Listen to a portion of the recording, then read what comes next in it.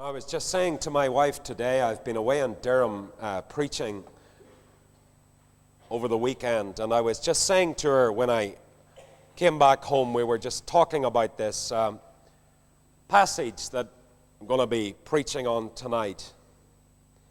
I was just saying to her that really I have found my own heart tremendously strengthened and encouraged through preparing this message. I have to say that really honestly before God. The encouragement that I have drawn in my own heart and my own life from this chapter, I'd find it very hard to put into words. My own Christian faith has been really strengthened and fired by these amazing 14 verses. And I hope that they'll be etched on your memory forever and that you will never forget this message during your lifetime that you will hear tonight, because I do believe it's a message for everybody, boys and girls, young people, men and women, older people, whatever. You watching, listening, wherever you are.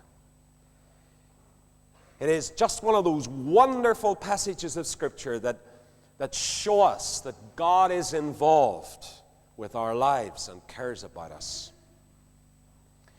We're reading in Esther Chapter 6. I'm in the New King James. That night the king could not sleep. So one was commanded to bring the book of the records of the Chronicles, and they were read before the king.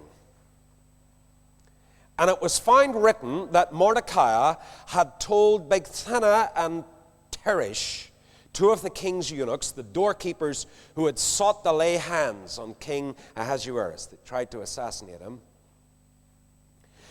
Then the king said, "What honor or dignity has been bestowed on Mordecai for this?"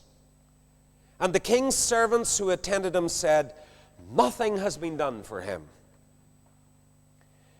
And the king said, "Who is in the court?" Now Haman had just entered the outer court of the king's palace to suggest that the king hang Mordecai on the gallows that he had prepared for him.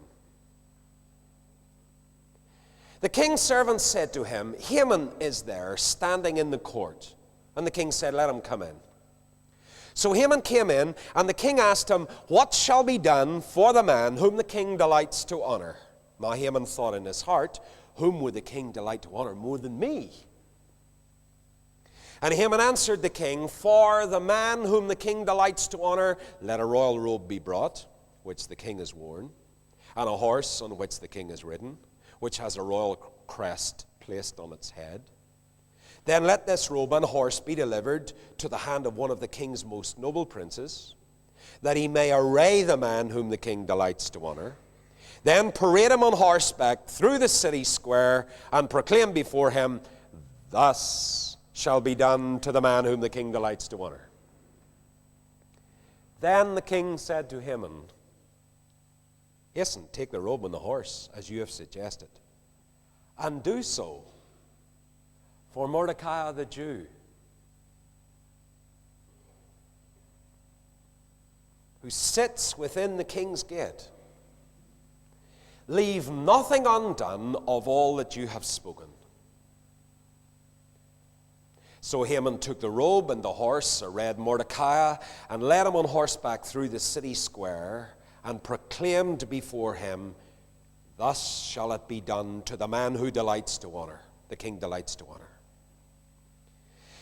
Afterwards Mordecai went back to the king's gate, but Haman hastened to his house, mourning and with his head covered. When Haman told his wife Zeresh and all his friends everything that had happened to him, his wise men and his wife Zeresh said to him, "If Mordecai, before whom you have begun to fall, is of Jewish descent, you will not prevail against him, but will surely fall before him." While they were still talking with him, the king's eunuchs came and hastened to bring Haman to the banquet which Esther had prepared. Now, let's have a wee preview of what's going to happen in chapter 9. In the 12th month, verse 1 of 9, the month of Adar, on the 13th day, the time came for the king's command in his decree to be executed. On the day that the enemies of the Jews had hoped to overpower them, the opposite occurred. In that the Jews themselves overpowered those who hated them. The Jews gathered together in their cities throughout all the provinces of King Ahasuerus to lay hands on those who had sought their harm. And no one could withstand them. Now notice this wee phrase. Because fear of them fell upon all people. And all the officials of the provinces and satraps, the governors, and all those doing the king's work helped the Jews. Now this is the line. Because the fear of Mordecai fell upon them. Got a hold of that wee phrase. For Mordecai was great in the king's palace. His fame spread throughout all the provinces. For this man, Mordecai, became increasingly prominent. Now that's all we read. Let's go back to chapter 6.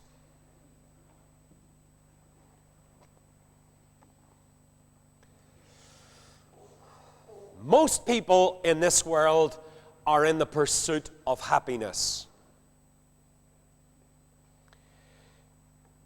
And of course, by nature, everybody seeks for happiness in this world and in the things of this world.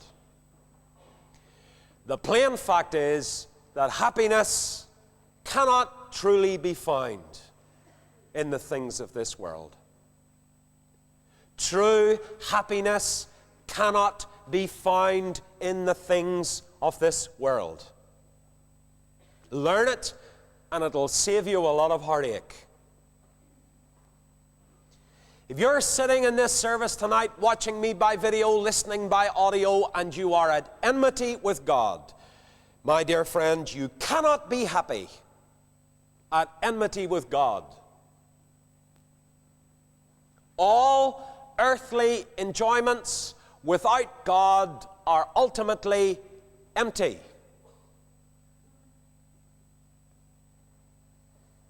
There is no real happiness either in this world or in the next, but by the favor of God. And if you're running from God tonight, then in God's presence in this Bible class, I appeal to you to return to God through Jesus Christ. Here's Mordecai, this amazing man. Let's not go back across the story because many of you have studied it in detail with me up until this point. Mordecai, with the threatening of death against him and the gallows erected the night before in preparation for his death, 75 feet high and ready to hang him on. With a whole nation before his eyes, from Ethiopia to India, with Jews scattered all over it, going to be slaughtered. It was going to be lawful to kill a Jew on a certain day 9 months ahead by the edict of the king. And yet, the plain fact of this passage is that this man, Mordecai, with even death hanging over his head and in the misery of his situation, was a far happier man in the confidence of divine providence and protection than Haman, with all of the profusion of royal power that he had. Notice in chapter 5 again, how that he had gone back in verse 11, 5:11, just cast your eye down it. He had been telling his wife, 5:11, of his great riches. 5:11, his great riches, the multitude of his children, all the ways the king had promoted him, how he had advanced him above the officials and servants of the king.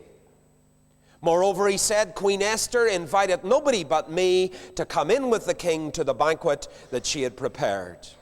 And tomorrow I am invited with her along with the king. Yet all this avails me nothing so long as I see Mordecai the Jew sitting at the king's gate. Mordecai wouldn't bow down to him. And it didn't matter what promotion he had, it didn't matter what healthy children he had, it didn't matter what wealth he had. One single Jew, not showing him what he thought was his due, had made him disappointed. And how like people in the world tonight who seem to have everything, but are ultimately miserably disappointed with their lot.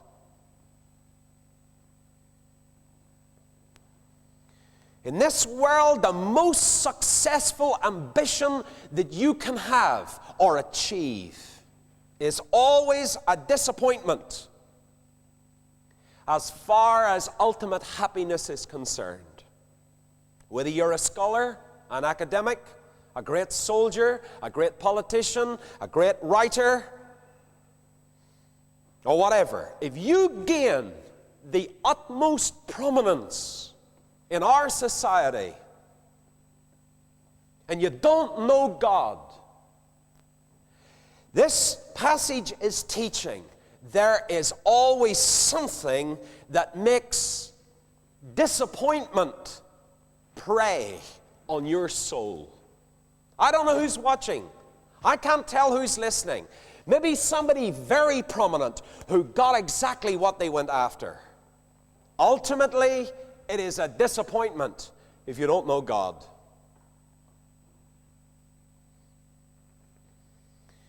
You see, it's a paradox. Is it not a paradox, everybody, that the people of God are frequently going through times of great sorrow and pressure, but can always rejoice? Though now, says the Bible, for a season they are in heaviness through manifold trials. And how many of the people of God across this province and across the world tonight have terrible sorrow in their lives, and trials and pressure and difficulty that are great, yet these manifold trials, and they are in heaviness, even now, says Peter, you rejoice with joy unspeakable and full of glory. The people of God seem to be the weaklings and the minnows. And the big fish in this world that appear to be so successful and so ambitious and getting everything they seem to want, ultimately it's a disappointment and vanity and empty. And yet here are the people of God going through lots of trials, and yet at the same time they have a joy that they can hardly describe. It's a wonderful paradox that Christians experience. How can they endure? They endure as seeing Him who is invisible.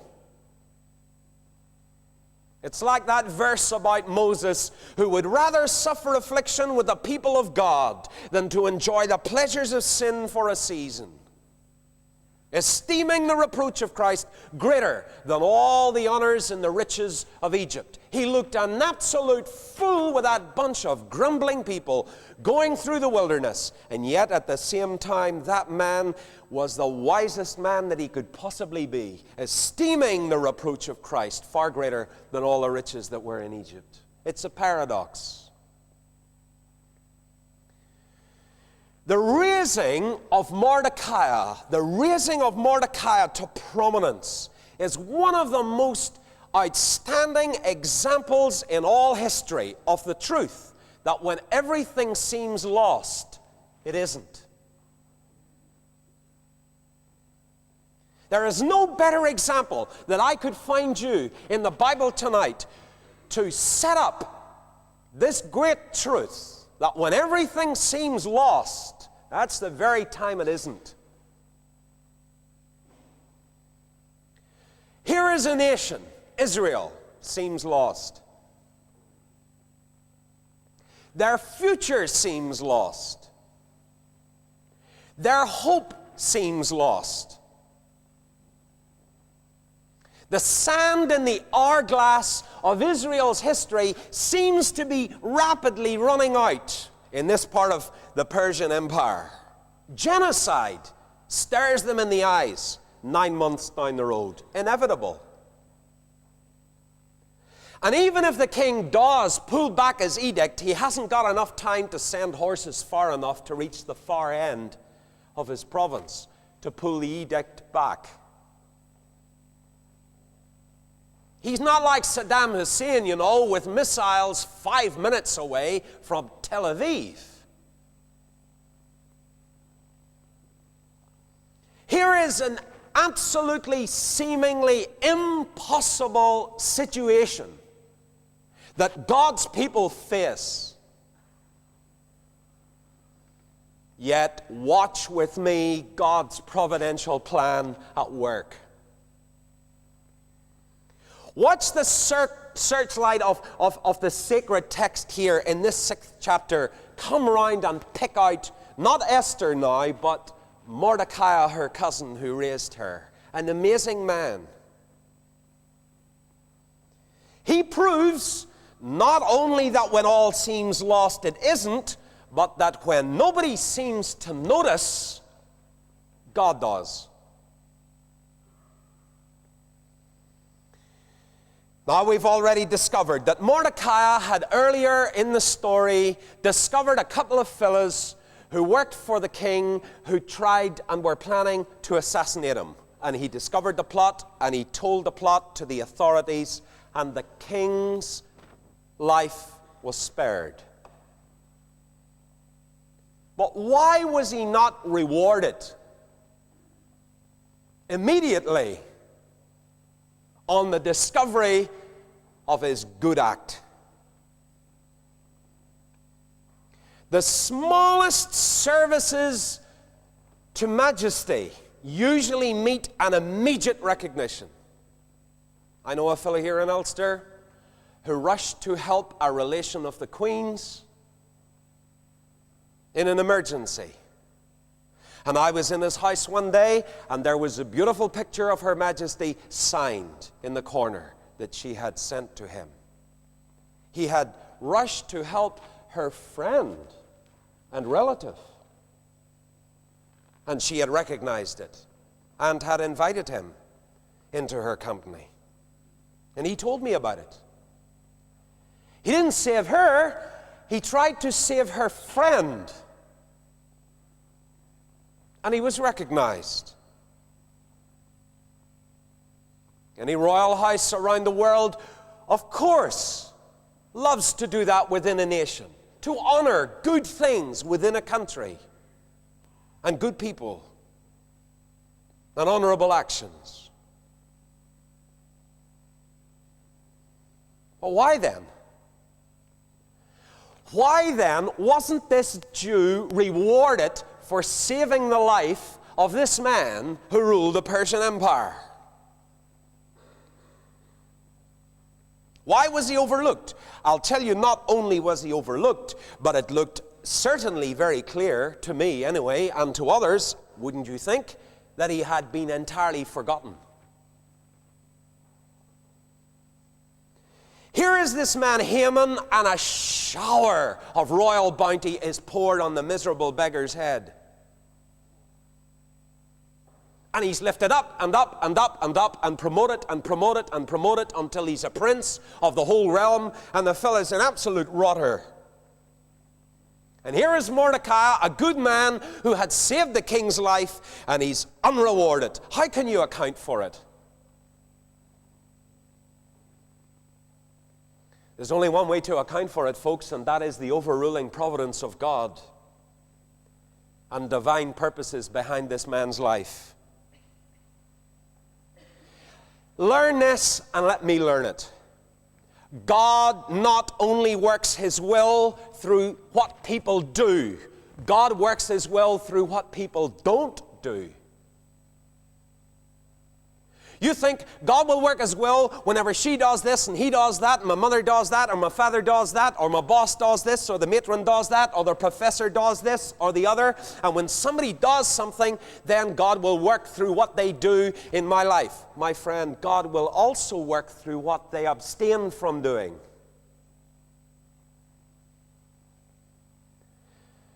And He'll employ what they abstain from doing for the very same purpose as He can use what they do. And you say, why doesn't she do this? And why doesn't he do that? And why don't the other group do the other? So that we can get on with this that we feel God would have us do. My friend, do not berate God because they don't do things. and you think God is being slow in helping you, God can also help you by what they don't do. Now, I think about this. Had Mordecai been rewarded for that very kind act at the beginning of this wonderful story, there would have been no opportunity for the wickedness of this enemy of God's people and the horrible nature that he had to be revealed to the king. He'd never have found out. And the danger to the people of God would never have been exposed if Mordecai had been lifted up and got number one position in the land as a prince early in the story. Had Mordecai already been promoted, Haman wouldn't have sought his ruin. But the delay, and Haman is insulted by Mordecai not bowing down before him, is used by God to bring Mordecai to the brink of ruin. From the wrath of this haughty favorite of the king's, he is brought. It is a tremendous story of God's brinkmanship. He brings this man almost to the gallows. The shadow of the gallows are over his good head. And all the time he's bringing him through the pressure and bringing him through the trial, he's doing it. He's using every single iota of a step to be a blessing to all of the people of God. The rewarding of Mordecai has exactly one day to surface when you come into chapter 6, or he's a dead man. One day. Either God moves within the next 24 hours or he's dead. One day.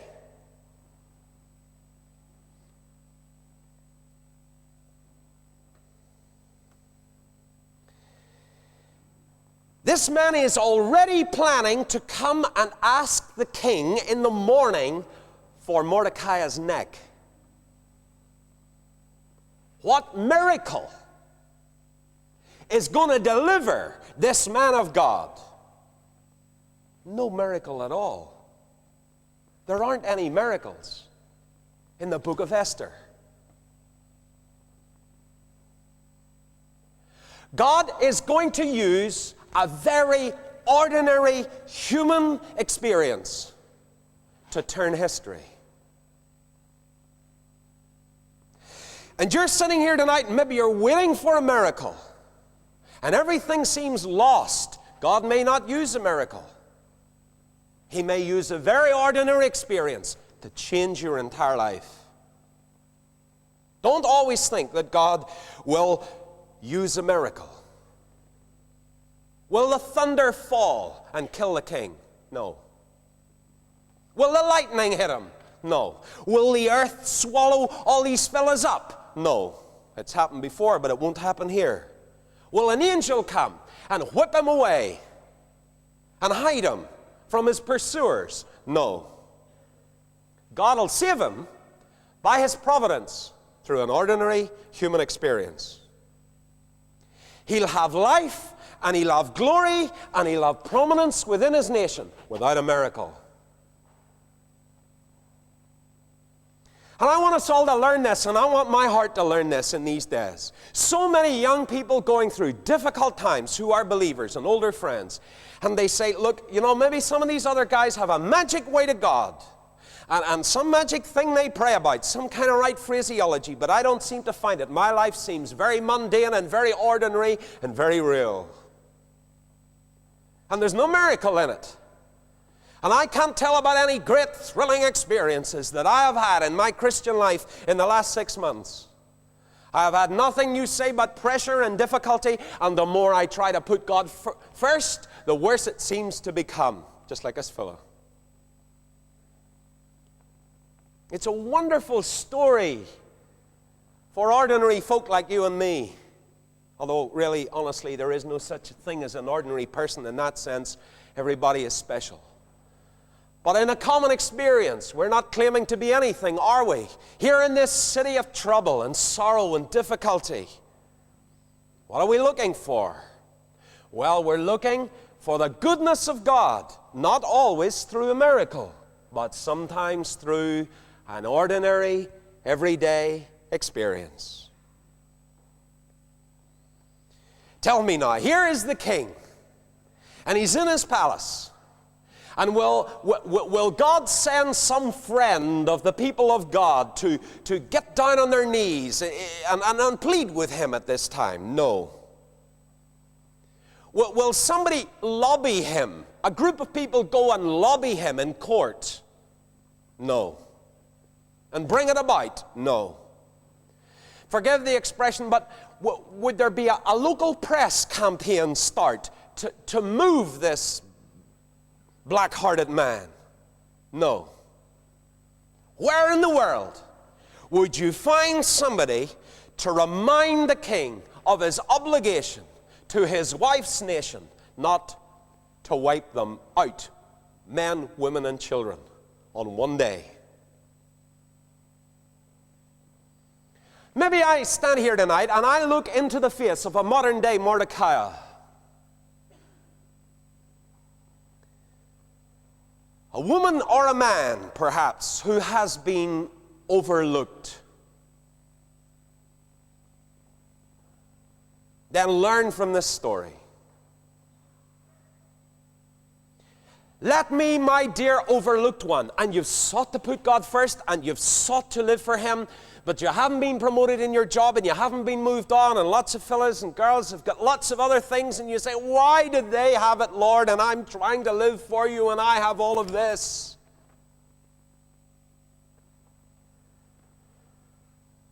Let me remind you, faithful Christian, as you have sought to put the Lord first, God is not unjust to forget your work and labor of love which you have shown toward His name. Others haven't even seen it, but He has. When you do, said the Savior, a charitable deed, don't let your left hand know what your right hand is doing, that your charitable deed may be in secret, and your Father who sees in secret will reward you openly. It's a promise. Now, Jesus sat opposite the treasury and saw how the people put money into the treasury, and many who were rich put in much. Then one poor widow came and threw in 2 mites. So he called his disciples to him and said, assuredly I say to you that this poor widow who has put in more than all those who have given to the treasury, for they put in out of their abundance, but she out of her poverty put in all that she had, her whole livelihood. And nobody noticed the 2 mites except God. God is not distant from you. God is not indifferent to you. Christian, you are never out of God's watchful eye, and you are never far from God's protective care. What did God do? Well, the deliverance of the Jews and the rewarding of Mordecai was precipitated by something as insignificant as insomnia. See the situation. The king lies down, can't sleep. Now, what could be more ordinary than that? All of us have those experiences. And I'll tell you something, folks, he won't sleep until he hears about Mordecai. You say, how? Well, it's amazing the detail that is given in this passage. That night, well, what other night? The guy has got one day to live. That night, says verse 1, the king couldn't sleep. So one was commanded to bring the book of the records of the Chronicles, and they were read before the king. And it was found that Mordecai had told of Bigthana and Teresh, two of the king's eunuchs, the doorkeepers who had sought to lay hands on King Ahasuerus. Then the king said, "What honor or dignity has been bestowed on Mordecai for this?" And the king's servants who attended him said, "Nothing has been done for him." Now notice the emphasis. That night, sleep wouldn't come. See, I love this truth of God's brinkmanship. I mean, you take a girl like Ruth, who lost her husband probably in the first year of marriage. She has no child. She has no husband. Her sister wants to stay back in the land of Moab. But while Orpah leaves her mother-in-law, Ruth cleaves to her mother-in-law. By a kind act, she is kind to those around her, even though her heart is breaking with the bereavement, and she holds closely to her mother-in-law. And she says, "Your people will be my people, and your God my God. Where you die, I'll die." And then she goes to the land of Egypt, and she is given the most menial task any girl could have: gleaning corn. They were only allowed to pick up what these guys dropped by mistake, or the corners that were left for the poor at the field. They weren't allowed to cut the corner. The corner and the bits they left behind. These girls were so hungry for their families, they were allowed to follow the reapers, and if anything fell by mistake, and you can imagine, they're just like our cat that was at the table tonight, just looking up at you, waiting for anybody to drop or anything. That dog of yours at home that watches your every move. Will your heart be hard tonight, he says in his eyes, waiting just for something. And of course, what would happen? They dealt with them like some people deal with a cat or the dog. They cursed them. I didn't curse the cat, by the way, but they cursed them. These men cursed these girls when they came too close to gather this corn. Cursed them. It was a very menial task. Yet I read in Scripture, and it happened that Ruth turned into a field that belonged to Boaz. She didn't know she was going into a field of a wealthy man, and that she was going to marry him, and that from her womb would come a child whose child would be King David, and King David's greater son would be the little baby lad in Bethlehem's manger. Who would have thought that a girl who wasn't even a Jew from a heathen nation, by going to glean in a field in the darkest day in her life, in her bereavement, absolutely heartbroken, gleaning corn in a field, and even the boss who eventually married her had to say to his men, "Leave her alone. Don't say anything to her. Leave her. And let her come and have water when she needs it. Care for her." Who would have thought that that was going to be the outcome? And when eventually the story comes, there comes that famous verse in Ruth where her mother-in-law has to say to her, "Look, Ruth, would you stop pacing the floor? Sit still, my daughter, to see how the matter will fall. For he shall not be in rest this day because of thee." And Boaz speaks of our heavenly Boaz. I say to you girls, and I say to you fellas tonight, in all of your circumstances, and I don't know what they all are, would you sit still and quit panicking? Every single major story in the Scriptures begins with a tragedy. Moses murdered somebody. Paul was a murdering bigot. Peter was a bad-tempered, foul-mouthed fisherman. Look at them. Story after story after story of men and women who were in the deepest, darkest hole of their lives, the Josephs of this world. Do you think if you'd have said, how are you getting on in that hole, Joseph? He'd have said, it's great. Pass me down a copy of Always Praising. I'm enjoying it. I'm going to become governor of Egypt. I'm going to save a nation. It's wonderful in this hole. Of course not. How many of you are in holes tonight of one kind or another, in caves and dens of circumstances? And I'm here to tell you, when you think everything's lost, it isn't. It isn't. It's so important that you and I learn that. And when you think that nobody notices, nobody cares, nobody ultimately cares, I'm here to tell you you're wrong. God does. A momentous event like this hung on such a slender thread as a king who couldn't sleep. I mean, the thing seems ridiculously ordinary. Sleep wouldn't come.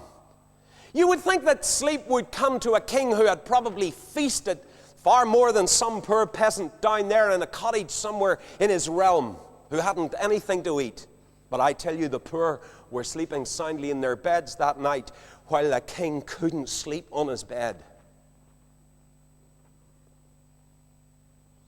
Why, amid all of his luxuries, did sleep happen to leave the couch of his majesty at such a critical moment?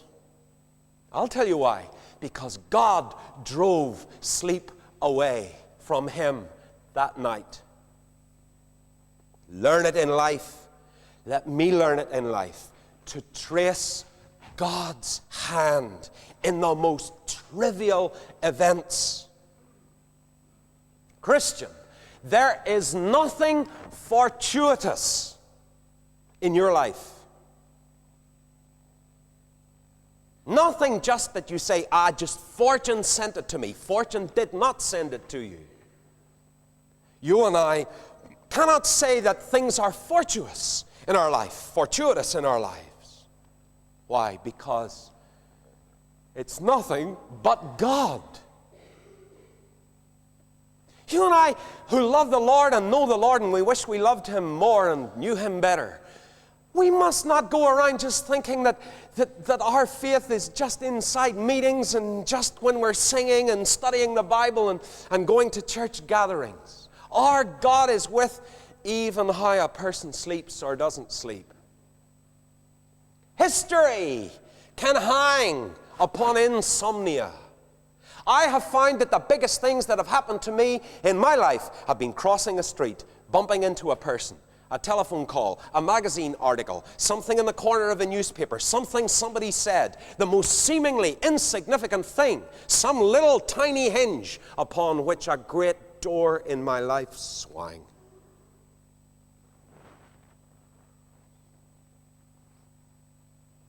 Would you think of ascribing to God something so seemingly unimportant as a king who couldn't sleep? But when you think about it in depth, the fact that this king didn't sleep is an essential link in the chain of events in this amazing book. It's actually one of the kingpins in the story. You take it out and the rest all collapses. It's useless. Another night, and Mordecai would have been in his grave. Says the word of God, that night the king could not sleep.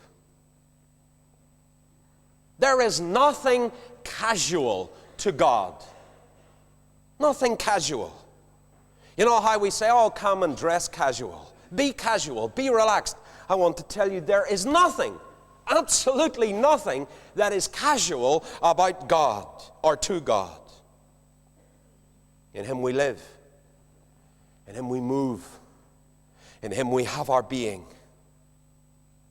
Stephen Hawking, the professor of mathematics at Cambridge University, says the world runs according to the law of physics. There is no God, he says. But the Bible brings God before us not just merely as a law upon which the world turns, but a God before us, that everything occurs under His sovereignty. The Bible says that He even feeds ravens. He sees sparrows fall. You know, Epicurus removed his gods to a distance from the earth, that they might feast without disturbance from the tumults of people. These gods, small g, didn't interrupt their festivities with the government of the world. Is this God of the Bible a God who is away out there and doesn't care? That's not what chapter 6 of this book teaches. That's not the God of the Bible. God's providence is as necessary for a microscopic insect to lift one of its tiny feet as it is for the regulating of the very motions of the solar system. You ever watched a little tiny creature go across a page of paper in front of you, you know, a little tiny microscopic thing going, and you say, my goodness, it lives and breathes and has life. And you couldn't have it in your heart to smudge them out. And you blow them off, because the rest of your day would be hurt if you'd killed him. Because he's a miracle even to be alive at that size. And you say, I wonder what it's like down there, fella. We've all thought like that.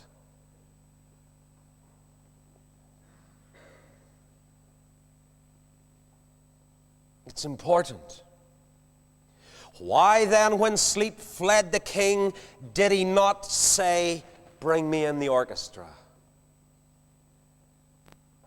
And of course, the plain fact is, he could have had anything in the wide world that was possible to have to put a man to sleep at the snap of his fingers. And what did he call for? What did he call for? Why could nothing amuse the king but a history book? Henry Ford said that history is bunk. So he made cars and made history. But is it? Not to the king. He said, go get me some history books. I wonder how many of you will put yourselves to sleep tonight with, say, The Fall and Rise of the Roman Empire by Gibbon. I'll not ask for a straw poll, but how many of you loved history at school and still read those books avidly? I know Princess Diana reads Danielle Steele.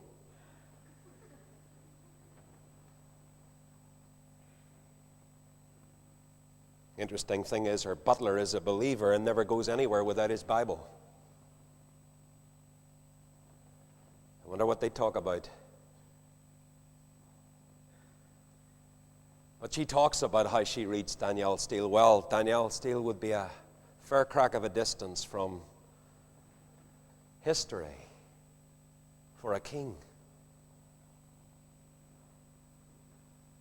Do you think a history book would induce sleep? Oh, it's incredible. Bring me, he says, the Chronicles of this nation. You can see these guys coming in with these books in the middle of the night. Is this man out of his mind? What do you want us to do, sir? Read them to me. Oh, what a lullaby. And he killed so-and-so, and he killed so-and-so, and then the army did this, and with so many pounds of, I was going to say Brussels sprouts, and so many potatoes, and with this and that and the other. Facts, mere historical facts. I said to a policeman friend of mine, I said, do you think that would induce sleep? When I was talking to him about this passage today, I said, do you think you go down to the RUC and get out the archives, into the archives, and get all the chronicles of crime and whatever? Do you think that would put you asleep tonight? We're liable to keep you awake. And then let me ask you in God's presence, why did he choose history books? I've never heard of anybody else doing this before as such.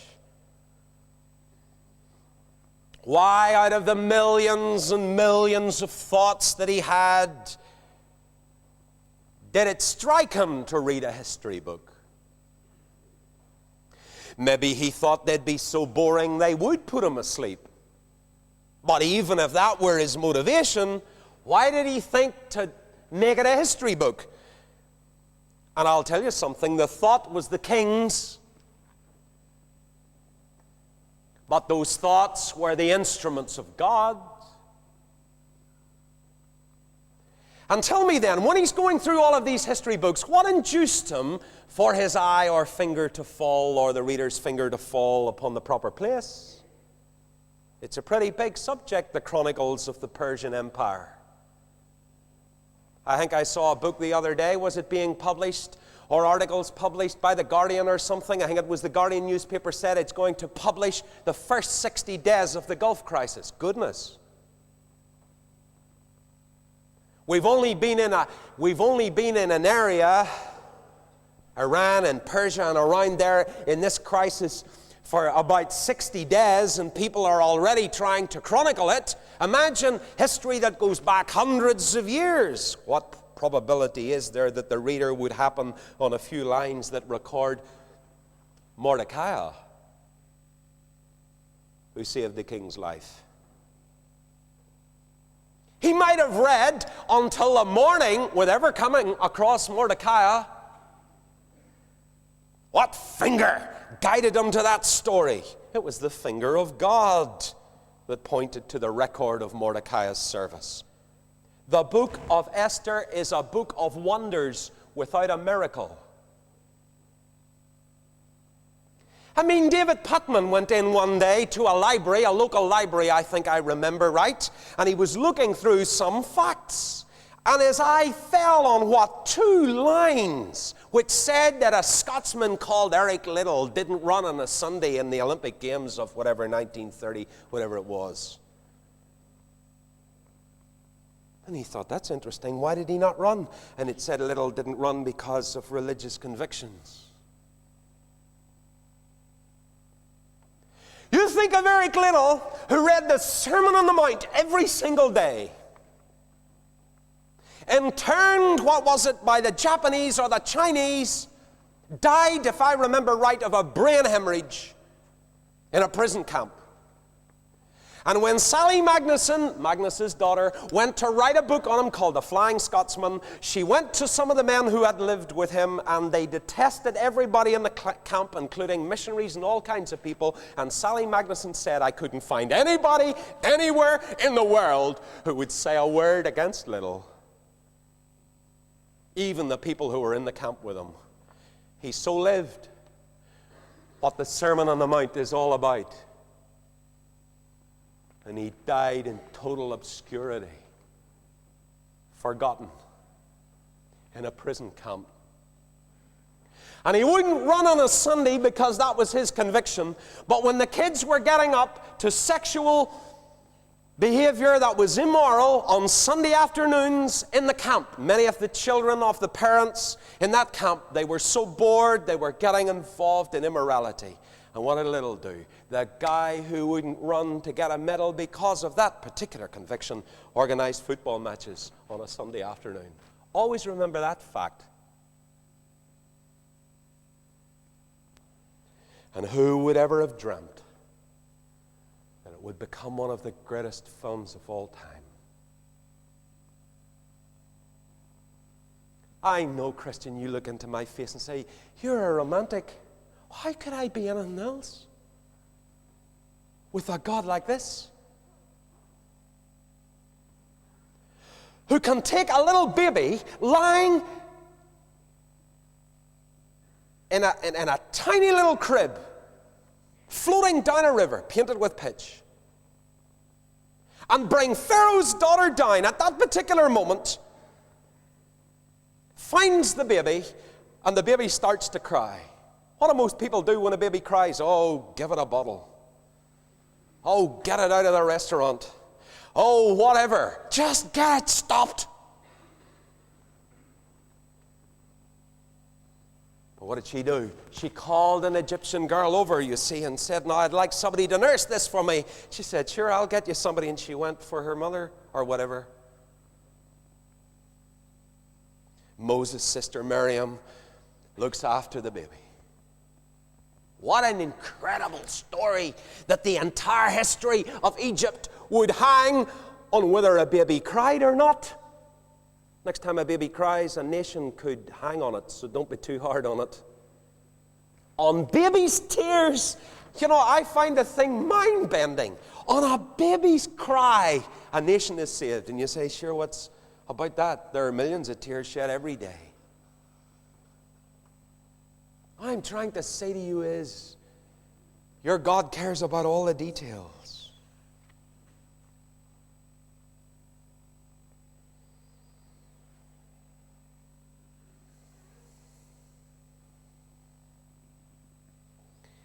So the king discovers this little story, a line or two, about this Jew who had saved his life from these two assassins. And of course the passage says, very simply, the king said, what honor, verse 3, or dignity has been bestowed on him for this? And the king's servants who attended him said nothing. King said nothing. Who's in court? Now, says the Bible, verse 4, and it's some now, isn't it? Now Haman had just entered the outer court of the king's palace to suggest that the king hang Mordecai on the gallows that he had prepared for him. Folks, look at it. The guy is coming through the door to ask for the neck of Mordecai. And the king says, who is in the court, and they say Haman, and he looks around and he says to him, very strange thing, he says, Haman, he says, come on in here, he says, what would you do to the man whom the king would delight to honor? Don't you think there's a tremendous lesson here? Don't you admire Mordecai during the time of his great neglect? Don't you? I want you to notice that this moment that comes where the guy's coming to have him hung and the man is coming to have him saved is all precipitated particularly by the way that Mordecai behaved in the meantime. Whenever he wasn't promoted, whenever nobody noticed him, when his heart was breaking, when everything was collapsing around him, notice that he never cajoled anybody, he never pushed anybody, he never shoved anybody. He never, ever wrote a letter to the king and said, you know, king, I saved your life and you never gave me an honor. What did he do? He let God lift him. He worked for the good of the Lord's people. And he worked for of course, he loved Esther, whom he had raised. Because she was an orphan. She'd lost her mom and dad, and he raised her. Notice that he was good to Esther. He looked after her when she was in there, and he worked for the good of the Lord's people and the greater glory of God. And he never lifted a finger and jumped up and down and said, I never got any promotion. I never got any medals. I never got nothing. Isn't that lovely? So if you're overlooked and nobody's noticing and nobody cares, my friend, don't get mad. And don't try and take things into your own hands and try and shove circumstances to make them shake them and do them something. You go on with the legitimate duties that you have, and your God will see to it you'll be promoted exceedingly above all that you ever asked or thought. And of course Haman comes in and he says, what would I do for the man who the king delights to honor? And he thought in his heart, well, it's got to be me. I'm the only man he would want to honor, the big-headed beggar. And it got the better of him. Oh, he says, I know what you should do. You should have a robe that you wear, a robe of state, and give him a horse and put your crest on it, the royal crest, and set him up on it, and have one of your princes go in front of him and proclaim as he goes round the city square, this shall be done to the man whom the king delights to honor. And the king says, okay, certainly, no problem. Do it for Mordecai the Jew. You can almost hear his jaw hit the ground.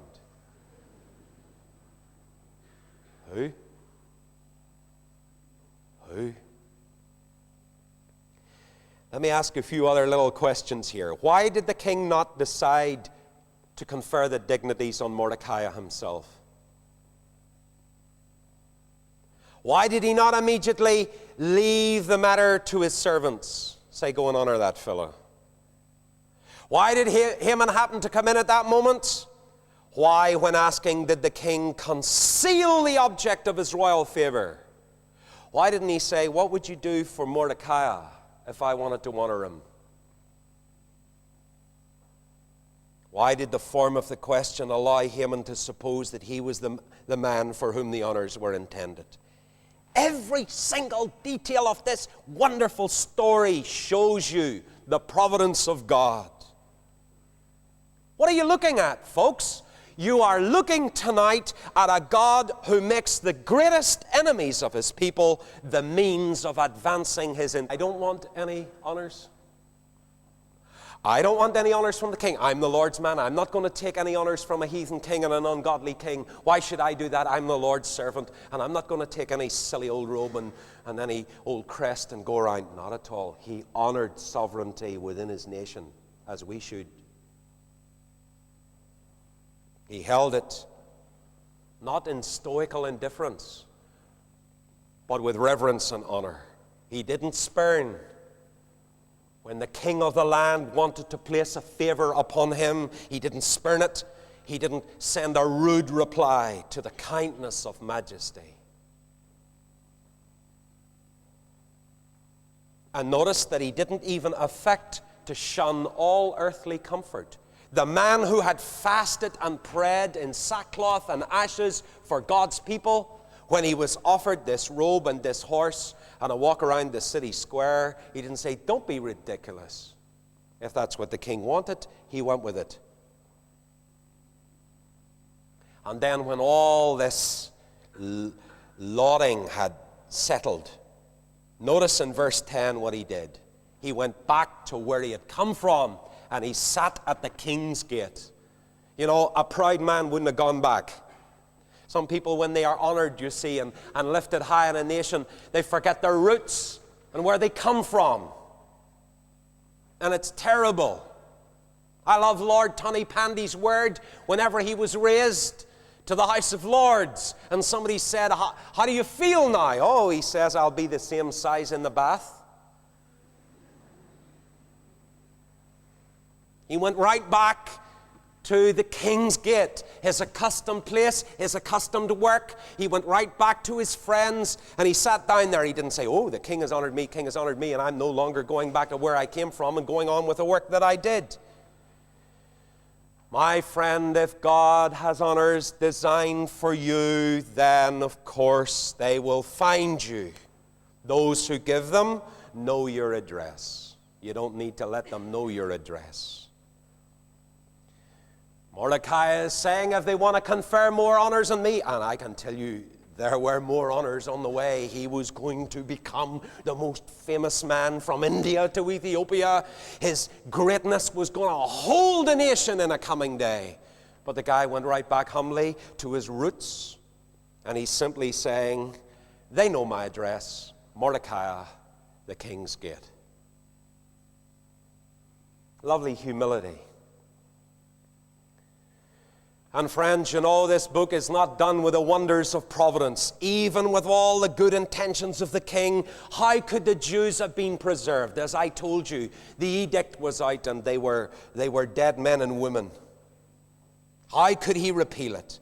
Well, we are told that what happened was that the news of the exalting of Mordecai, and of course Haman was, as we're going to see, meted out the punishment that Mordecai should have got, that he had planned for him. The story rocketed right across the nation, and the fear of Mordecai fell upon them. You say, could the Lord do that with me? Yes, he could. Your life could be godly. Your life in the midst of your trials could be with with dignity and with trust in God as you go forward. And I tell you, brother or sister, tens of thousands of people could be blessed as a result by your very name. God has always done His greatest work through individuals, you and me. And we are now Ulster. We now live here. It's our day now. Other generations are gone. We're here now. Now is the moment. How are we going to be? How are we going to react? How are we going to behave? I'm sure that man who sat there at the King's Gate and saw those gallows being erected to hang him never dreamt that I would stand on the other side of the world and teach a Bible class in this city of his every move. And who knows, in future generations, some of you sitting here tonight, that others will tell your story because of the lessons you learned from this. Haman goes home flaming in his heart with his head covered, and he tells the wife about it. This man, of course he doesn't know yet his fate, he says, this man, he says, has been honored that I wanted to hang. And you know, she says an amazing thing to him. If Mordecai, before whom you have begun to fall, is of Jewish descent, you'll not prevail against him. You'll surely fall before him.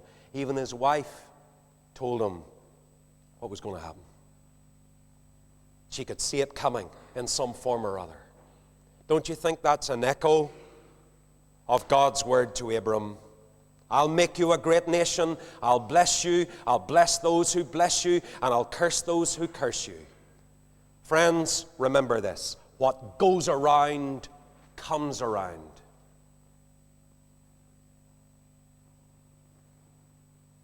And don't you think there are echoes of this all around Europe? With the first Christian service being held yesterday in the Red Square in St. Basil's at the Kremlin. I've walked around that building, and I'll tell you, when I was there in the 60s, I never dreamt that day would come when they'd open the door and hold services. Who would have thought that the government that wouldn't allow Solzhenitsyn out to get his Nobel Prize for Literature, that the leader of it, Gorbachev, would come out and come to Oslo a few years later and receive the prize for peace? Who would have believed that communism would have so hopelessly collapsed? And we're now watching the dismantling of it in so many places, and the rise of the Christian church. And its power surging across Eastern Europe. Whereas I said the other day, and I was talking to one of the leaders of Operation Mobilization, who sits on the board of Operation Mobilization in Durham. He says, Derek, our ship, Logos 2, went into Leningrad just recently, he said, and they said to the port authorities, will you take money, or we can give you Bibles to pay for our port fees? And the port authorities said, you can pay for it in Bibles. You think they'd do that in Belfast? That which is obscure. You think of how many dear Christians have died. You think of thousands in Soviet labor camps made to stand for 48 hours on end in the one place, hung upside down, thumb screw nails and all the rest of it put on them, and the hammering and the killing of God's people who long for this day to come, who are now with the Lord, the martyrs of the church. And there the Church of Christ goes on. Oh, disheartened one, weary one, tired one, depressed one, when all seems lost, it isn't. If you are in Christ, even though the cruelty of your circumstances are impossible to understand, God can even use a sovereign not being able to sleep to save millions. So, watch the little things. Be careful about the little things in your life, because they lead to great things. When all seems lost, it isn't. When no one seems to notice, God does. When everything seems great to the enemies of God's people, it's not. And when nothing seems just, it is. Now, could we take another hour in it next week? I'd love to go through all that again. It's so good. But no, we'll move on to the next chapter. But I don't think we'll ever find greater principles than those in chapter 6. Go home and read it again before you sleep. And take your notes with you and just get them into your mind and into your heart. And may the Lord encourage you. 173 we're going to sing, and I think you all know it. Standing, please.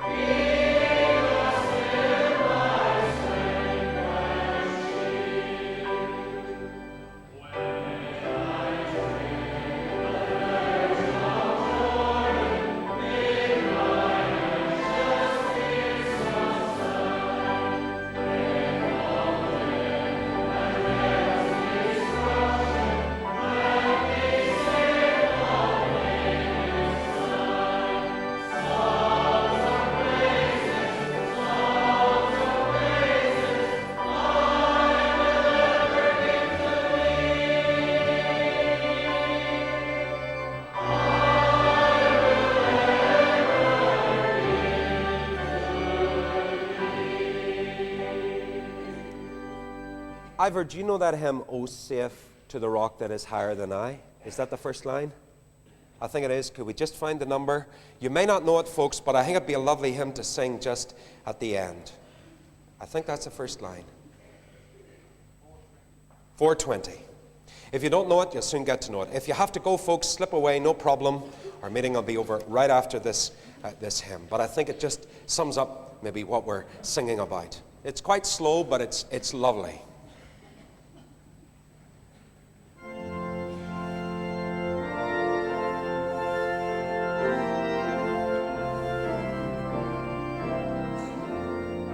If you know it, join me.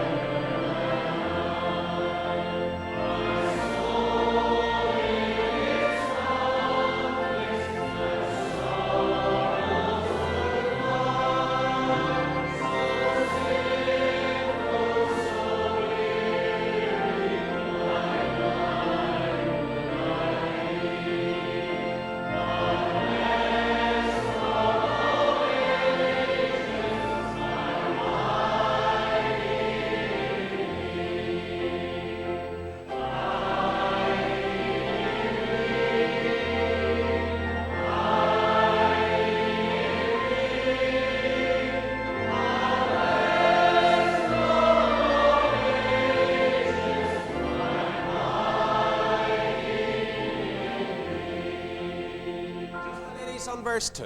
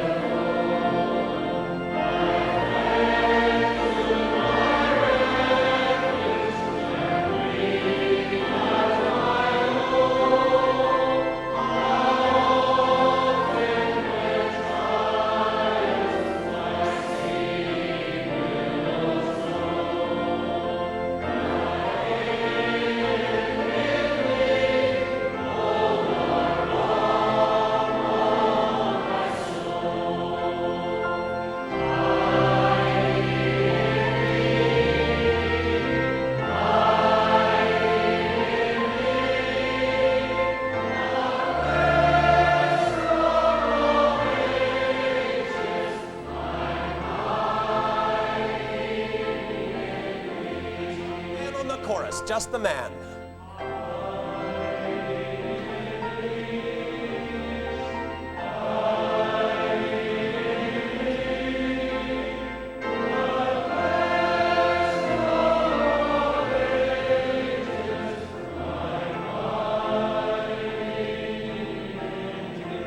For the last time.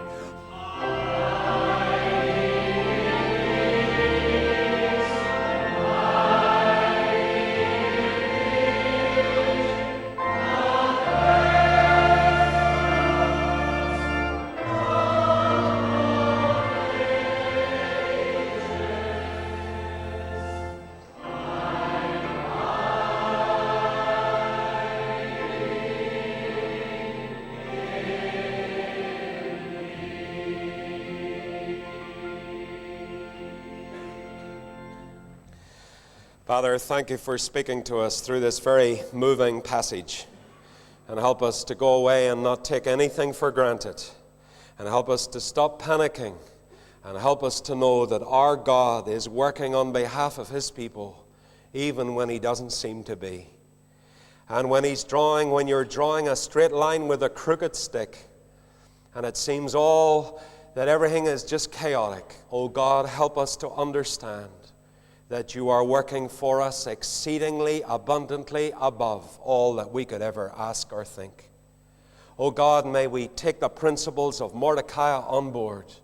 And when they're in days when we are lifted up in our country, or in days when we have to sweat the small stuff, that wherever we are found and whatever situation we are in, oh God, give us a heart like the heart this man had, to be faithful to the Lord. And Father, we pray that as we leave this place, again we'll learn it.